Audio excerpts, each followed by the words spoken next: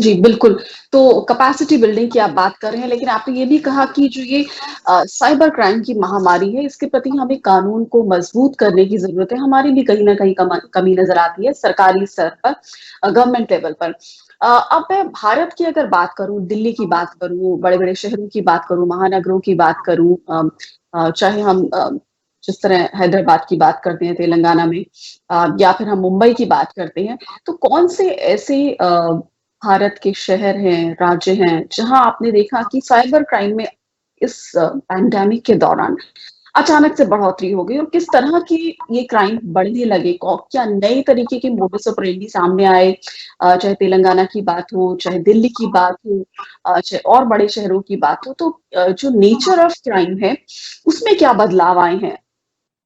देखिए, पहली तो ये है कि आज हम देख रहे हैं पिछले 1 साल में कुछ ऐसे महानगर शहर हैं जहाँ पर एक्टिविटी बहुत ज़्यादा बढ़ गई है। जी, ये शहर महानगर हैं दिल्ली, मुंबई, बंगलौर, चेन्नई, हैदराबाद। कलकत्ता में भी कुछ वृद्धि हुई है लेकिन उस लेवल पर नहीं हुई है। बट हो क्या रहा है, अब एक डिस्ट्रीब्यूटेड ग्रोथ हो गया है। अब क्योंकि साइबर क्राइम कस्बों तक पहुंच गया है, ग्रामीण इलाकों तक पहुंच गया है, हम पाते हैं कि यह डिस्ट्रीब्यूट हो गया है इवनली अक्रॉस द कंट्री। पहले हम बात करा करते थे कि एक गांव है, उसका नाम है जामतारा, और वो गांव इसलिए प्रसिद्ध हुआ क्योंकि गांव में सारे लोगों ने साइबर क्राइम करना शुरू कर दिया। वो पुराना जमाना था। आज इस महामारी के दौर में जामतारा जैसे नए नए गांव रोज उत्पन्न हो रहे हैं, क्योंकि जी, गांव ने देख लिया है कि इस महामारी में पैसे की कोई बहुत किल्लत है और पैसा उत्पन्न हो नहीं रहा। तो अब गांव के गांव एक साथ एकजुट होके साइबर क्राइम करने लग गए हैं। तो जामतारा का जो मॉडल है, अब हम देख रहे हैं अलग अलग गांव में, अलग अलग राज्यों में रेप्लिकेट होना शुरू हो गया है। और ये एक बहुत खतरे की घंटी है। क्यों? क्योंकि अगर इस तरह के गांव का इकोनॉमिक मॉडल रेप्लिकेट होगा, जहां गांव के तमाम सारे सदस्य केवल साइबर क्राइम ही करेंगे, तो एक तो उस गांव के अंदर घुसना मुश्किल होगा, दूसरा उस गांव के अंदर घुस के लोगों को पकड़ना मुश्किल होगा, तीसरी बात कि ये लोग बहुत ज्यादा टेक्नोलॉजिकली savvy हैं और ये नए नए प्रकार के टूल्स इस्तेमाल करते हैं। मसलन वर्चुअल प्राइवेट नेटवर्क्स बहुत साधारण सा टूल है जिसका ये लोग इस्तेमाल करते हैं ताकि ये अपने इलेक्ट्रॉनिक पद्धतियों को लगातार मिटाए चलें।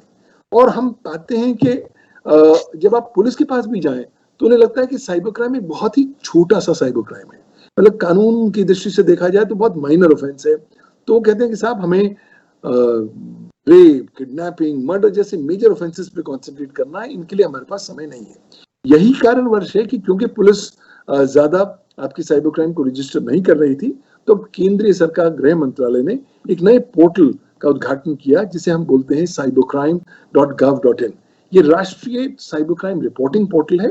आप अपने घर की सुविधा के अंदर बैठे हुए ही आप कोई भी साइबर क्राइम भारत के किसी कोने में हुआ हो, आप वहां पर जाकर रिपोर्ट कर सकते हैं ऑनलाइन, और फिर आपकी न केवल एक्नॉलेजमेंट जनरेट होगी, फिर ये रिपोर्ट विभिन्न प्रकार के स्टेट पुलिस को भी फॉरवर्ड की जाएगी, क्योंकि अल्टीमेटली पुलिसिंग जो है वो एक स्टेट सब्जेक्ट है भारतीय संविधान के तहत।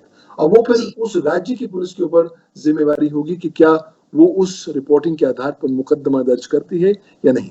अब साथ ही साथ अब केंद्रीय गृह मंत्रालय ने एक साइबर क्राइम हेल्पलाइन का भी प्रारंभ किया है। ये हेल्पलाइन इस तरीके से हो रही है कि अगर आप भारत में कहीं कोने में बैठे हैं, आप इस हेल्पलाइन को कॉल करें। आपका कॉल कोई कॉल सेंटर का एजेंट नहीं लेगा, बल्कि एक पुलिस अधिकारी लेगा, और वो आपकी जो शिकायत है दर्ज करेगा। वो एक जो नेशनल पोर्टल है इस तरह की हेल्पलाइन का, वहां पर वो शिकायत दर्ज होगी।